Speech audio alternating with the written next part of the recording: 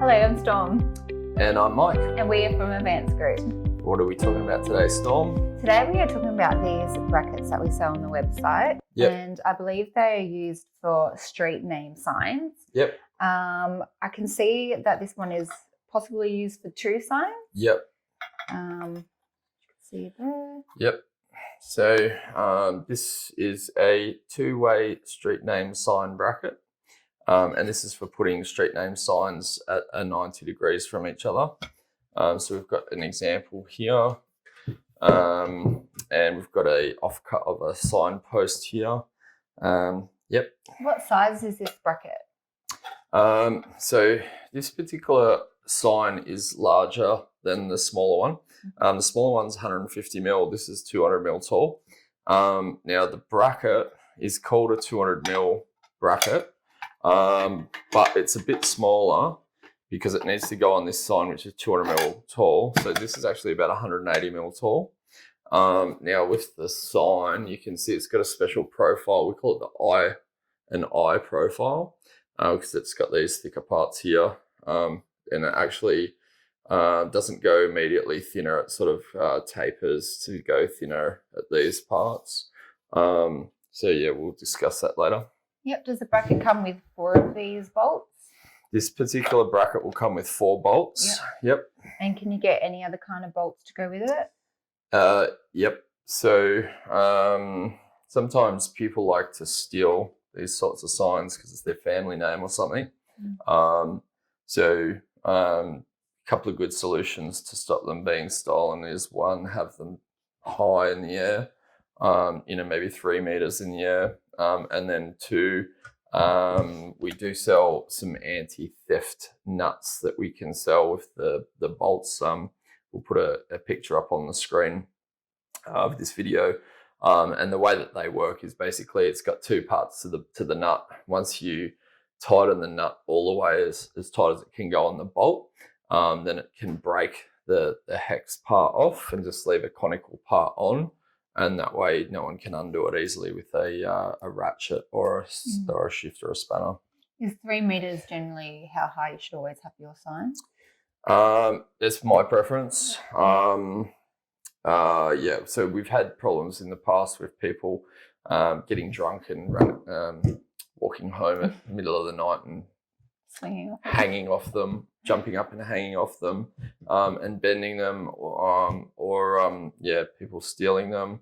Obviously, you want it above head height. You don't want an obstruction from people at the intersection seeing it because there might be a truck or a car or a bus or something parked obscuring the sign. So generally, this sign would be better to be higher rather than lower.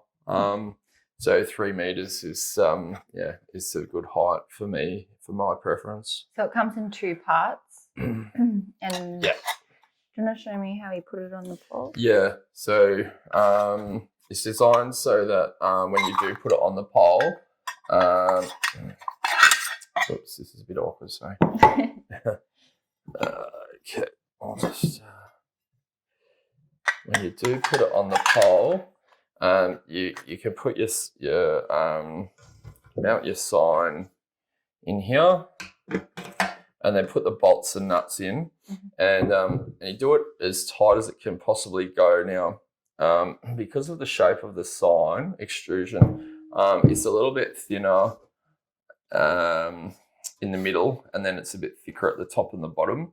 And so what happens is if you just do up the nuts and the bolts to a certain tension, the sign will still flap around in the wind. So you actually have to continue to do it up till these the part of the sign bracket squashes in, and actually it will bend a little bit at the top and the bottom. And then once you've done it up as tight as it can go, then it will clamp down really hard on the sign, and the sign won't be able to move at all, and it won't flap around in the wind. So that's something people don't understand when they're doing these up, that you have to keep doing them up until it actually bends the bracket a bit. You said a really good tip earlier. If someone was trying to, put this up from themselves, it can be quite difficult. So you're saying that you could gently put it together and then tighten it up when it got to the height that they wanted. Yep. So because it is so awkward to do this by yourself, if you don't have a second person to help, especially just having two people is still awkward because you've got two ladders and two people and communication problems. But if you do it up loosely on the ground at whatever height you're comfortable with, and then before tightening it up, you can somehow push the whole sign and bracket together while it's loosely connected up to the top of the pole, and then finish tensioning your nuts and your bolts when you're on the top of the ladder up the top of the pole. Then it's going to be a bit easier. It's good that there's like slots rather than just holes in these brackets. Then it kind of gives people leeway to where they want to put the holes, doesn't it? Yeah, good point. So that's a deliberate design feature. So basically, if you've got holes, and everyone might drill their holes slightly differently, or the sign might not come with holes, or for some reason, if this was manufactured without the slots, then it makes it more difficult to have the holes perfectly lined up. So, I mean, if the holes aren't lined up, you can always just drill new holes, which can really sometimes happen. If you've got a drill and a drill bit in your vehicle, then obviously that's not something that's going to worry too many people. But in the past, there have been some small amounts of people that have had an issue or drama with it. But yeah, just be aware that it doesn't always match up. But yeah, having the slots there does make it better for, holes that might mismatch. Yeah. What are the brackets made out of? This is a high temper marine grade aluminium, which is chosen for longevity and durability. So it's not going to rust or corrode. You can have it bayside and shouldn't rust like other materials might.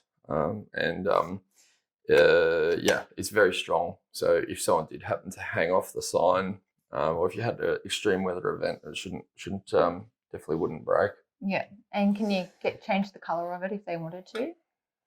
Yep. So if you don't want silver for whatever reason, we could quote you to powder coat them.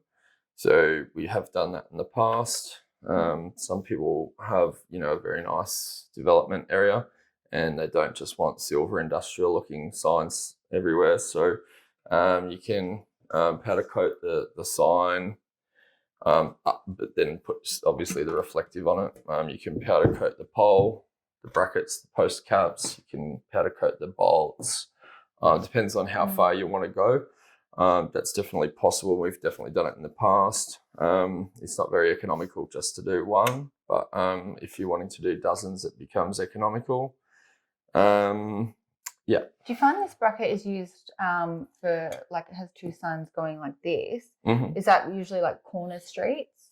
Yeah. So obviously a street name sign is always at an intersection.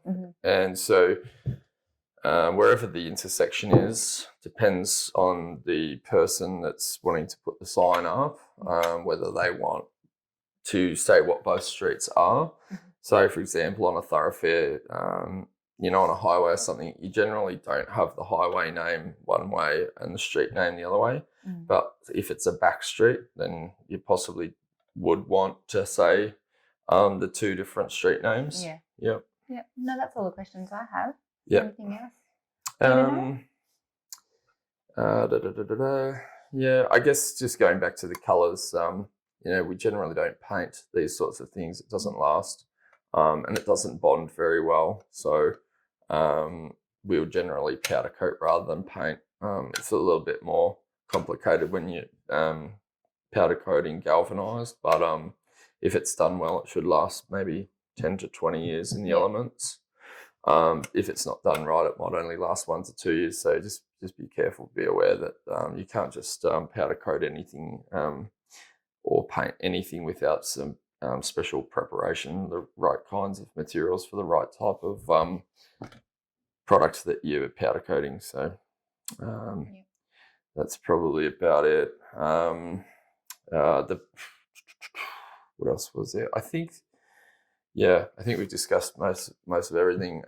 There are other sort of brackets that we sell on our website that are similar to this but different. So this is just for two signs at 90 degrees. We'll wrap up the video If you want to buy this, you can go to www.advancedgroup.com.au. And if you like this video, if you want to see more videos like this, you can like and subscribe. Thank you for watching. Thanks, bye. Bye.